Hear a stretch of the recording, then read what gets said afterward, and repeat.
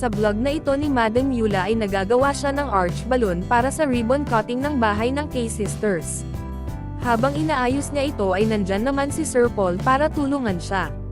Nailagay na nga ni Madam Yula ang arch balloon na ginawa niya at naitali na din niya ang ribbon, na ika-cut for ribbon cutting.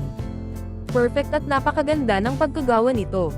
Pagkatapos nito ay pumunta na siya sa likod para tingnan ang mga niluluto doon. Makikita din si tatay na abala sa paghihiwa ng mga sangkap sa pagluluto, mayroon ding iniikot pang lechon na baboy. Sinabi pa ni Madam Yula na ang sarap daw ng lechon. Ipinakita pati ni Madam Yula ang piniprito pang fried chicken na nasa malaking kawali.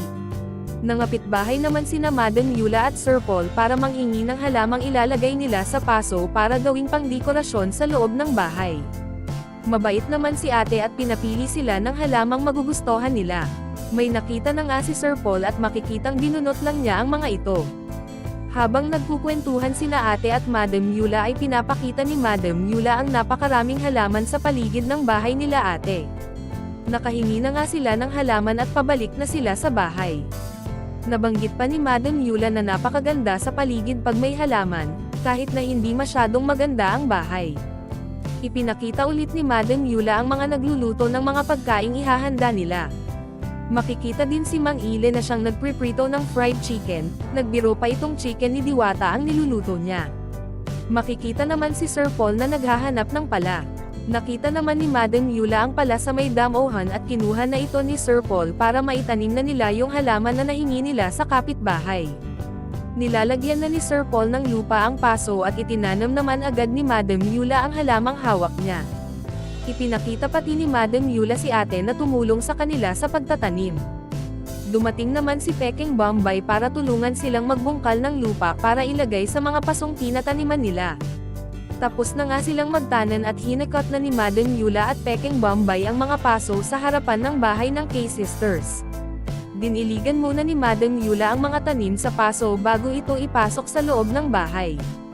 Nailagay na ni Madam Yula ang mga halaman sa mga parte ng bahay kung saan ito nababagay. Ipinakita ni Madam Yula yung isang halaman na nakapatong na flower stand katabi ng refrigerator at napakagandang tingnan nito. Sinabi ni Madam Yula na nagbibigay ito ng buhay sa living room o sala ng bahay. Makikita din na arrange ni Madam Yula ang mga throw pillows sa mga upuan. Ipinakita din ni Madam Yula ang halaman sa ibaba ng TV nila, sa may halaman din sa pinton at sa loob ng banyo nila. Nabanggit din ni Madam Yula na kailangan talagang may halaman sa loob ng banyo at nakakatulong ito upang ma-refresh ang hangin sa loob. Makikita namang nagmamap si Sir Paul ng sahig. Nabanggit din ni Madam Yula na OC daw si Sir Paul at magkaparehas sila sa parteng yun. OC means, Obsessive-compulsive disorder is a mental and behavioral disorder in which an individual has intrusive thoughts and feels the need to perform certain routines repeatedly to relieve the distress caused by the obsession, to the extent where it impairs general function. Isa siyang uri ng sakit sa pag-iisip na hindi ka mapakali kung may gusto kang gawin hanggat di mo ito magawa. Ipinakita pati ni Madam Yula ang mga halaman sa may labas ng bahay. Pati na din ang number 61 na ang ibig sabihin ay ito na ang ika-61 na bahay na naipagawa ng PB team. Ipinakita din ni Madam Yula ang nakahandang ribbon para sa ribbon cutting ng bahay. Ipinakita ni Madam Yula ang buong bahay na maayos at malinis at nakahanda na para sa mga bisitang dadalo sa ribbon cutting nito.